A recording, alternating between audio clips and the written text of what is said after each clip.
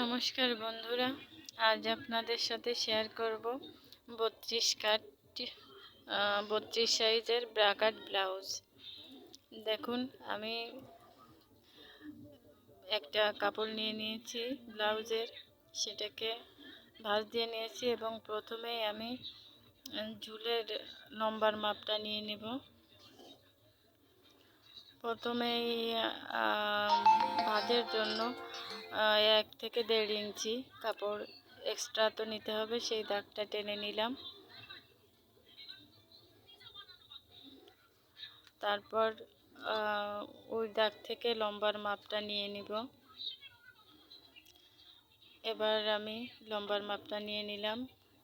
Total আমি 16 ইঞ্চি ঝুল নিয়ে নিলাম। 1-1.5 ইঞ্চি ওইখানে বাদ রাখা যাবে, আসলে যার যার রুচি মতো। 1 ইঞ্চি 1.5 ইঞ্চি বাদ বর্ডারের জন্য, পিছনের বর্ডারের জন্য নিয়ে নিলাম। আর এখানে আমি ব্লাউজের যে পিসটা আছে, এটা আসলে বডির মাপটা আমি 32 ইঞ্চির জন্য 7.5 আসে, সেখানে 1 থেকে 1.5 ইঞ্চি এক্সট্রা নেওয়া যায় এবং 2 ইঞ্চিও নেওয়া যায়। এখানে আমি আসলে 1.5 ইঞ্চি 2 ইঞ্চি রেখেছি, আপনারা চাইলে 3 ইঞ্চিও রাখতে পারেন। সেই অনুযায়ী পিসটা ভাঁজ করা আছে। আর এখন গলার শেপটা দিয়ে নিব, মানে গলার রাউন্ডটা করে নিচ্ছি। গলার লম্বা নিয়ে নিলাম 7.5 ইঞ্চি। আসলে কাস্টমারের রুচি অনুযায়ী গলা কত বড় হবে সেটা কাস্টমারের রুচি অনুযায়ী তৈরি করতে হবে। আপনাদের কাস্টমারের রুচি অনুযায়ী আপনারা তৈরি করে নেবেন। আমার এখানে আসলে 7.5 হলেই হবে, তাই আমি 7.5 দিয়েছি। আর এটাকে দেখুন, একটু লম্বা করে বক্স করে নিলাম। গলার মাপটা নিয়ে নিয়েছি 2.5 ইঞ্চি থেকে 2 সুত কম। এবার আমি আরমহলের মাপটা নিয়ে নিচ্ছি। আরমহল আমি কাঁধের মাপটা 5.5 ইঞ্চি নিয়েছি, আরমহলের মাপটাও 5.5 ইঞ্চি নিয়ে নিলাম। এবার মাঝখান থেকে 5.5 ইঞ্চির অর্ধেক যা আসে সেইখান থেকে একটা পয়েন্ট করে নিলাম। আর এখানে 1 ইঞ্চি করে পয়েন্ট করে নিয়ে এটাকে একটা গোল রাউন্ড শেপ দিয়ে দিলাম আরমহলের। এটাকে একটু নিচে করে দিলে ফিটিংটা অনেক ভালো আসে, এই জন্য একটু নিচে দিয়ে দিলাম। এবার আমি কেটে নিব। আপনারা যারা নতুন আছেন তাদের জন্য আসলে একটু সমস্যা হয়, অনেক ধরনের সমস্যা ফেস করতে হয়। আমি যখন নতুন ছিলাম তখনও আমাকে আসলে অনেক ধরনের সমস্যা ফেস করে তারপর শিখতে হয়েছে। কোনো জিনিস আসলে একদিনে সম্ভব নয়, অনেকটা সময় লেগে যায় কারো কারো। আমি আসলে সব কিছুই ডাইসের মাধ্যমে করি, তাই জানি না ভিডিওটা কার কেমন লাগবে, ভালো লাগবে না খারাপ লাগবে। যদি কারো ভালো লাগে অবশ্যই লাইক কমেন্ট করে যাবেন। এই যে দেখুন, এবার আমি ডাইস নিয়ে চলে এলাম। এগুলো আমার 32 সাইজের ডাইস। এরকম আমার অনেক 32, 36, 28 এরকম অনেক ডাইস আছে। এগুলো দিয়েই আমি আসলে করে নিই। এত মাপজোপের আসলে এত মাপজোপ করার সময় নেই, বা সব সময় করতেও ভালো লাগে না, তাই আমি আসলে ডাইস ব্যবহার করি। এগুলোই আমার কাছে অনেক বেটার মনে হয়, এর জন্য আমি এগুলো দিয়েই করতে অভ্যস্ত। ডাইস করে নিয়েছি। এটা আসলে 32 সাইজের ডাইস। এটাকে কাপড়ের সাথে সেট করে বসিয়ে নিয়েছি। এই পিছন পাটটা উঠিয়ে নিয়ে আমি এই সামনের পাটের ডাইসগুলো কেটে নিচ্ছি এক একটা করে, আসলে এঁকে তারপর এগুলো কাটিং করে নিব। 32, 33, 34 এগুলো যদি হয় তাহলে আর কি এর থেকে একটু একটু করে চারিপাশ দিয়ে এই ডাইসগুলো বাড়িয়ে নিলেই করা সম্ভব।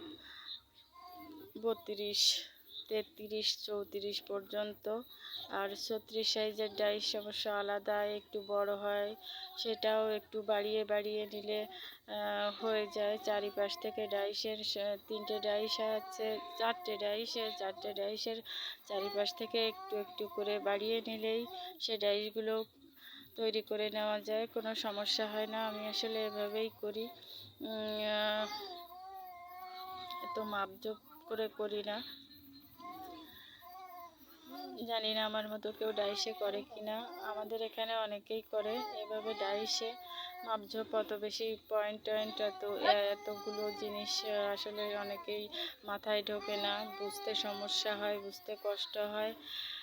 নতুন যারা আছে তাদের তো আরও বেশি কষ্ট হয় বুঝতে, একটা বুঝলে আরেকটা বোঝে না, একটা মনে থাকলে আরেকটা ভুলে যায়, এরকম বিভিন্ন ধরনের সমস্যা হয়। কিন্তু আমার কাছে এটাই অনেক বেটার মনে হয়, ডাইস দিয়ে তৈরি করে নেওয়া। এই দেখুন আমার তৈরি হয়ে গেছে সামনের পার্ট, আর একটা বাকি আছে।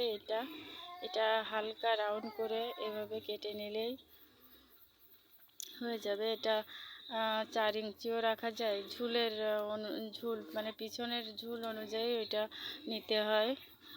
6 ইঞ্চি পর্যন্ত করা যায়। এবার দেখুন আমি হাতাটা কেটে নিব।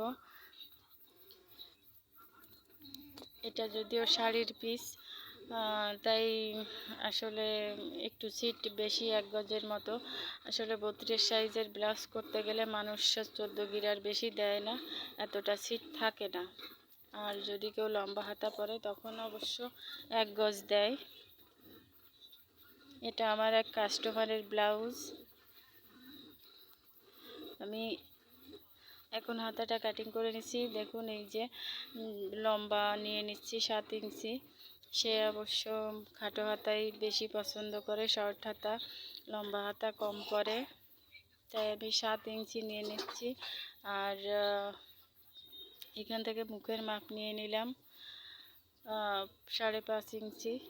আপনাদের কাস্টমারের যা আসে বা নিজেদের জন্য করলে নিজেদের যা আসে সেটাই নিয়ে নেবেন। আর এটা বর্ডার করার জন্য হাতার যে ভেঙে যে বর্ডারটা করতে হয়, সেই বর্ডারের জন্য ওই দাগটা দিয়ে নিলাম। আর এখানে 1/2 ইঞ্চির মতো সেলাই, উপরে 1/2 ইঞ্চির মতো সেলাইতে বাদ যাবে। দেখুন এখানে রাউন্ড শেপ করার জন্য আমি 3.5 ইঞ্চিতে দাগ দিয়ে নিলাম। 3.5 ইঞ্চিতে দাগ দিয়ে নিলে হয় কি, ফিটিংটা অনেক সুন্দর আসে। বগলের কাছে যে মানে আরমহলের কাছে যেখানে কুঁচকে থাকে, ওই কুঁচকানো ভাবটা আর থাকে না 3.5 ইঞ্চি করে নিলে। এই শেপটা যখন রাউন্ড দেওয়া হবে তখন 3.5 ইঞ্চি করে নিলে ওইখানে আর আপনার কুঁচকে থাকে না। এই জন্য আমি 3.5 ইঞ্চি নেই। এবার আমি এটাকে কাটিং করে ফেলবো।